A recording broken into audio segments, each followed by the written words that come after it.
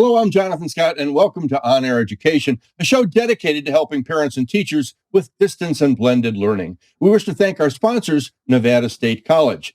Teachers and parents are working harder than ever preparing for their classes. Some are spending 2 and 3 extra hours per night thinking of innovative and creative ways to engage their students using distance learning techniques. On Air Education was created when we asked ourselves, who's teaching the teachers? How can we expect teachers to know how to best communicate on a 13-inch computer screen when they've been in front of a live classroom their entire career? We further learned that teaching history is different than teaching science and that different methods of engagement need to be explored. We're broadcasting from Las Vegas in Clark County, which is the fifth largest school district in the United States, with over 18,000 teachers and over 300,000 students. When we started this project, 30% of Clark County did not have Wi-Fi. 30%. We're happy to report that that number is now down to 11%. Our concept is to pair educators with entertainers and broadcasters who know a few things about engaging an audience. Later in the show, we're going to be joined by Brooke Patton, creator of the Rabbit Hole Children's Theater. But first, you know our first guest as a comedian, an actor, and proprietor of Las Vegas Comedy Club, bearing his name at the MGM Grand Hotel. Say hello to 3-time Emmy Award winner for his role as Robert on Everybody Loves Raymond. Everyone here loves Mr. Brad Garrett. Hello, Jonathan. How are you? Thank you, Brad. I really appreciate it. We all appreciate you spending some time this afternoon with us. How's everything in California from your perspective? Well, I had my first shot, and oddly enough, I grew a tail. And you're going to tell it to us today. But we're doing okay. As you know, it took California a while to get those numbers down, but we seem to be headed in the right direction. And just fingers crossed that we could get back to some type of normal, whatever that would be. We also have joining us our friends at Clark County Education Association. We asked them for a recommendation of a current affairs social studies teacher, and they introduced us to Kenny Belknap. Kenny, can you please start us off with how you're engaging your students using distance learning? Hi, Jonathan. Thanks for having me on. It's great to be here. So really this year has been a challenge like no other, trying to get kids engaged. But what I've learned has worked the best is just kind of putting the ball in their court, right? So I've used a lot of Google Forms and just conversations with students to try and find ways of things that they're interested in talking about. And, when they feel like they're part of the decision-making process of what we're going to cover for the day, whether it's topics or just things happening in the news, it seems to help somewhat, but, there's still a lot that we can do to try and make that even better. Now, you teach U.S. government politics and economics for an advanced placement classes, and it earns college credits. I have to defer to our guest, Brad. Brad, you've taken some role of social responsibility over the last year because I've been following you on social media. Is there anything that you could share as both a stage entertainer and as a television entertainer that helps engage an audience that would possibly help teachers? Well, I think, first of all, I just want to send my gratitude to all the educators out there during this incredibly difficult time. I'm doing what I love, gratefully, really because of the influence my teachers had on me when I was starting out. So thank you for that. I think the key, at least the key is for me and through my humor, and I think acting is what the teachers do as well, is being genuine and being emotionally available. And I think letting the students know that we're just like them. We have anxieties, we have things that we're dealing with. These are uncharted waters that we're all navigating together. And I think whether it's an audience or a classroom virtually, I would assume that the key is just letting them know that we're all in this together, and a lot of the emotions that they're feeling, we're feeling on our end. I learned a term from Kenny that I'd never heard before, Brad. It's called political socialization. Everybody talks about how kids are missing they're missing the interaction on a daily basis. But in what you teach, the question, and again, this is going back to the last year. I said, how has this last year been for you teaching U.S. government? And you said 4 years, not just 1 year, but 4 years have been crazy. And I said to you, do you still find that children take the same political views as their parents? I would say, yeah. Most of the time, it's Democrats have Democrats and Republicans have Republicans when they have kids, because that's the biggest influence on their psyche when it comes to understanding government and politics. So, Brad, I noticed that you actually did a public service announcement for Californians when it was just starting, and a little later on, I think we're going to even play that. But how's it been for you personally, without a live audience in front of you? This is the longest I've really gone not performing in front of a live audience. It's been quite a while, and I have to say, it's created anxiety for me that I haven't felt in quite a while. I've had extra anxiety about my family and my kids when the pandemic started out, but performers live off that connection. And whether it's healthy or not, we need that, and I think the audiences are missing that live entertainment as well. But it's definitely, I think, taken its toll, and it's also created more gratefulness, believe it or not, in my life when I sit back and see what some of the suffering that's going on with people in this country, and how inadequately we were prepared to take on something as catastrophic as this. So me being able to not work and step back and look at what really matters even more has been enlightening and healthy. I read that you were 23 the first time you went on The Tonight Show. Yes. 23 years old. 23. Yeah. And you're a dad. You've got a couple of kids, right? Yeah. I got my son's 22. My daughter just turned 21. They're both pursuing what they love, and it's not in showbiz, so that worked. But they're both they've been in college online, which is not the way to enjoy your years at the university. I've been reading a lot. It's like for kids who have anxiety about going to school, it kind of works twofold, and I'm sure Kenny knows about this better than anybody. But kids that have anxiety, sometimes it's even more so virtually, because they feel like they're more in a fishbowl and being observed even more intently. And then they're also saying that ones that have fear or anxiety about going to school, they love being home and not having to deal with that social aspect. But there could be some residue from all the months of them not having to engage, that they may feel more comfortable, but it's creating more fear in the long run of not having to just deal with the social aspects that they fear to help strengthen them. So it's, I'm not trying to act like Dr. Phil, but I'm just bored with comedy.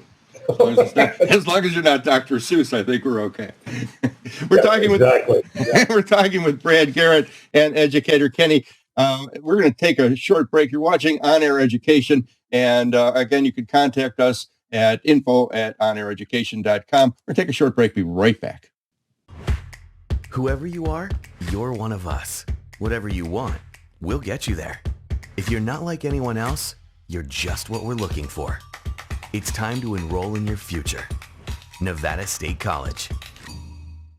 Welcome to the Great American Pub, a great place to hang out with your friends, watch a game, and enjoy some great pub food. Our kitchen is open 24/7 with our full menu. Try some of our signature dishes like lobster mac and cheese or clam chowder. Join us at the Great American Pub and enjoy happy hour specials. Grab a drink and enjoy great pub food from all over the country right here in Las Vegas. The Great American Pub with 2 great locations, 215 in Eastern and Flamingo in 215.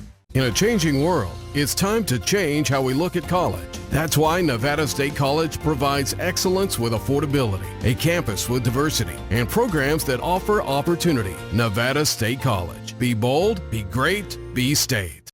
Thanks for coming back. My name's Jonathan Scott. You're watching On Air Education. Our guest today is comedian, actor Brad Garrett, and also an educator. And Kenny Belkamp, I thank you so much for being here. It's been a crazy political year. Yes, it is. And so tell me, how do your classes get heated in discussion? Are these kids passionate about what's going on? Yeah, they are. They're extremely passionate. These kids, they know what's going on. They see what's going on in the world. They have social media on their phones. They're plugged in more than any other generation, really. I look back, and I'm a political junkie myself, and I don't see I was nearly as involved as these kids are in understanding politics. So, I mean, they get it. And I think that's what I try to hone in on with my students when we have these conversations, is just to talk to them like adults, because they can understand this information. They can understand what's going on in the world. And we have these big discussions about, the politics of the time, the issues, what should our government be doing? What should it not be doing? And then just trying to make sense of it all. So it does make for really good conversation with the kids when you approach them as adults. So, Brad, again, you've been off work for about a year now as far as performing. Have you taken to writing or teaching, or how are you dealing with the anxiety that you mentioned that you're having before? I've been drinking a lot of coffee, and it's really good coffee, and laxatives. I've seen that since I turned 60. I don't want to make this a commercial, but you know better than anyone, Jonathan, how at our age, what happens to the Area 51. I'm always writing. I'm always trying to write, to work on different projects. It's funny you say teaching. I was teaching a comedy auditioning class for a while. That really, I don't love teaching as much on Zoom because I don't have the gift as much like a lot of our educators. It's a very different dynamic when you're teaching acting on a screen as opposed to in a room. But some people have been starting to go that route, so I've been doing a little coaching, a lot of Zooms, a lot of charity stuff. A lot of the charities I do throughout the year have obviously gone virtual, and the club is just starting to open back up, which is great. We're limited, obviously, but we're doing everything via the governor's COVID regulations, and I think things are going to slowly come back. But I'm hanging in there. I'm very lucky. The one thing that I admire is you as an actor. The Jackie Gleason movie just floored me in your portrayal of Jackie Gleason, and I heard somebody say that it's easier for comedians to be actors than actors to be comedians. And that seems to be so true when you look at actors that have tried. But I didn't know that you taught or taught acting or auditioning. I think a lot of comics or stand-ups or comedic people have a bit of a fearlessness that I think you really need to do stand-up or to try comedy. To really try comedy, you have to know that you're going to fall on your face. And it's a certain amount of daringness, if you will. I always call it like emotional skydiving, kind of. So I think it's a little bit easier for some comics to become actors because we do a monologue every night when we're on stage. And also, I think with drama, there's a comfort in not having to hear a reaction every 90 seconds like you need for stand-up. So I think sometimes that transition is a little more friendly. I don't know. That's what my therapist says. Kenny, do you have any questions for Brad about engagement or anything? Yeah, Brad, do you have any tips for us going into this virtual world? Any way to engage audiences more? Because I know that's been a big struggle for myself, for my colleagues, of just trying to get some interaction back and forth to the screen sometime. Any tips are much appreciated.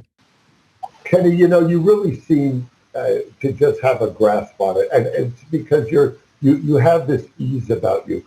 Since you are more of a political educator, I think it's important to tell the children it's safe to go outside because Trump lost.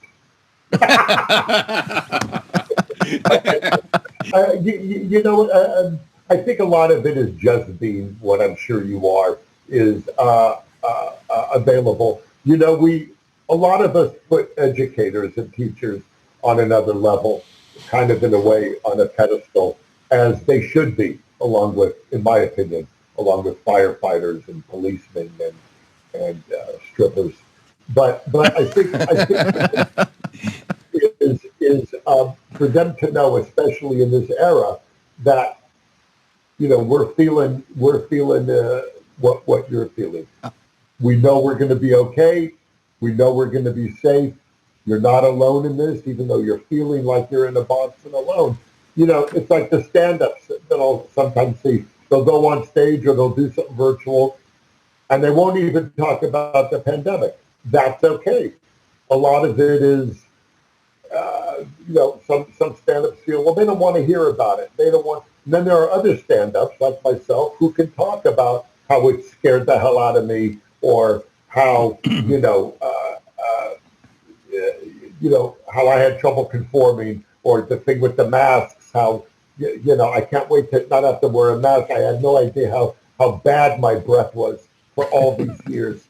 The things that where we can bring in humor, obviously, to this point we are in time. But all I could say is, and I think teachers know this innately, is to talk about it. Talk about it. If I was a teacher, I would probably start each session with, how are you doing? How's your family? What seems to make you nervous, and what makes you hopeful? Because I think that's really right now what we need is connection. You've been successful with taking your classes and breaking them out into, again, you've got less than 40% are coming in. Mm-hmm. You haven't, are they starting yet?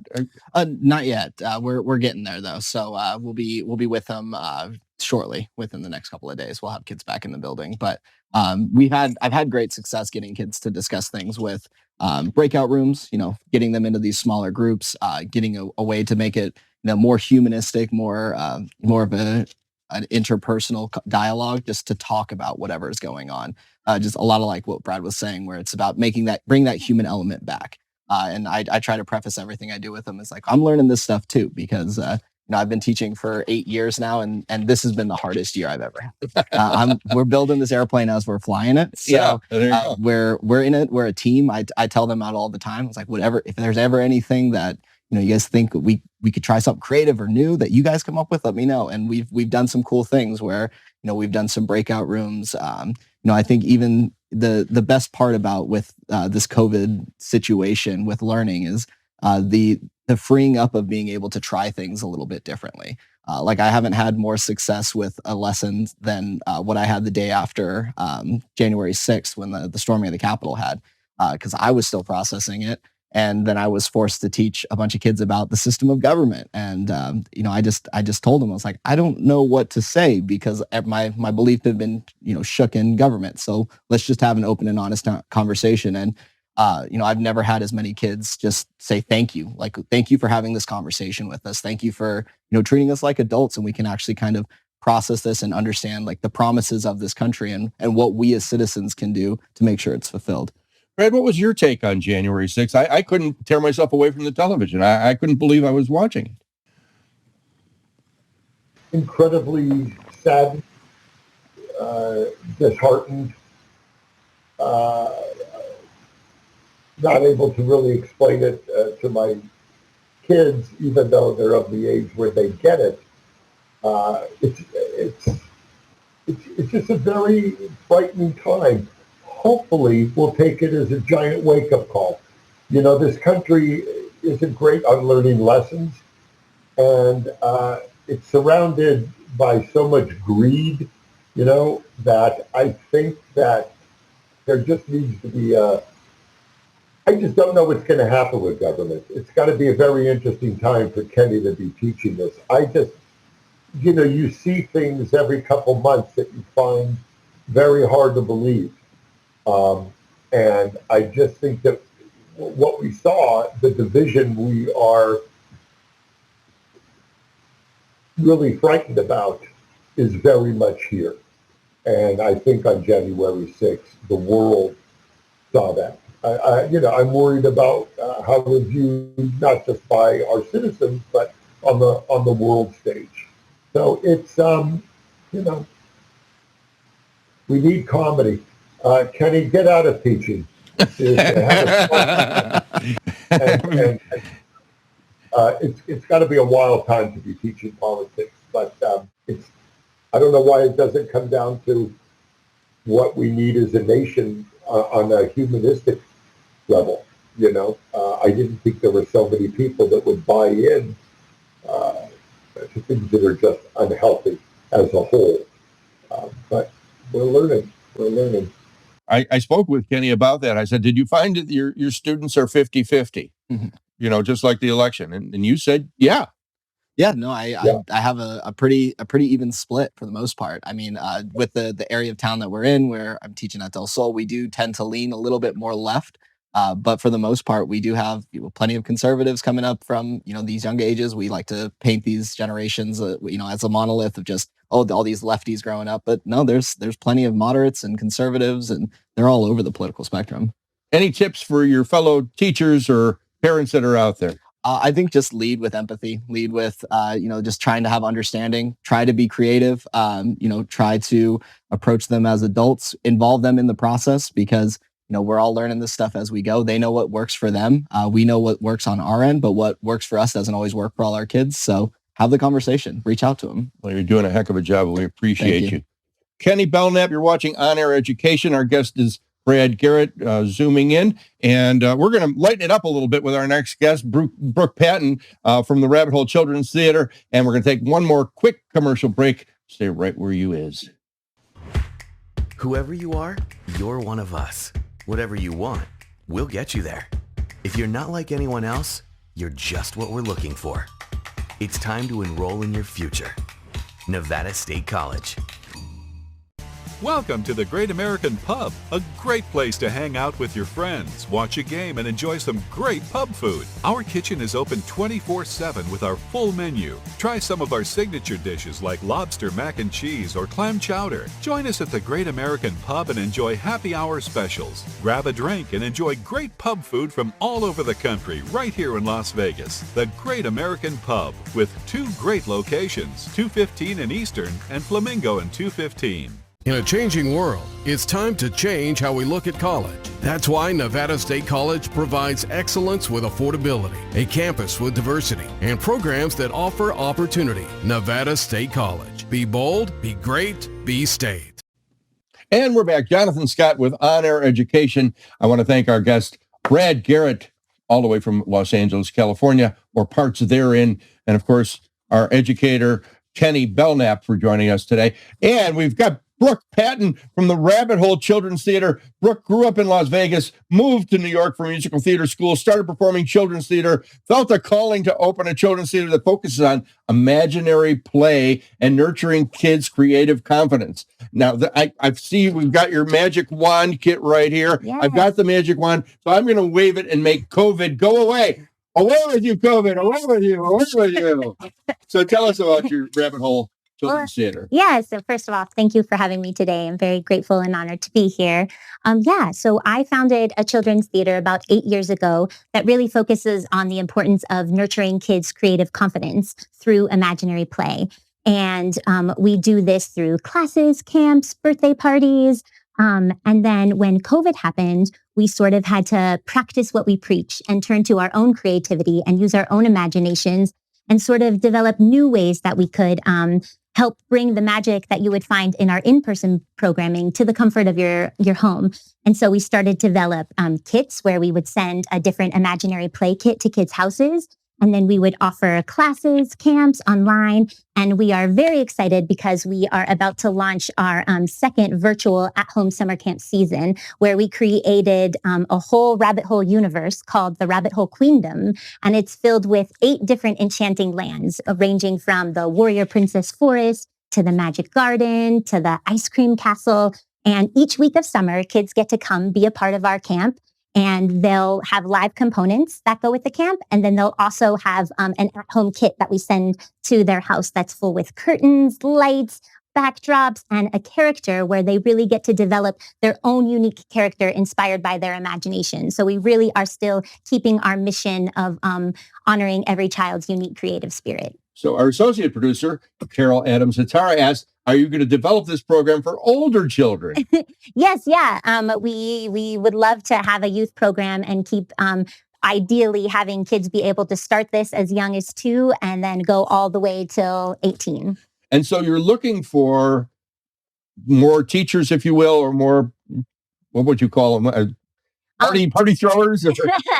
Yeah. We are definitely always looking for creative people to be a part of the rabbit hole and join our team. And then, and we would love to share this. We were a local studio, and the one thing that's been an opportunity with COVID is that now we are able to reach kids all over. So it's not centered to 25 kids in a classroom. This can really expand nationwide and really spread this movement of honoring each child's unique creative spirit.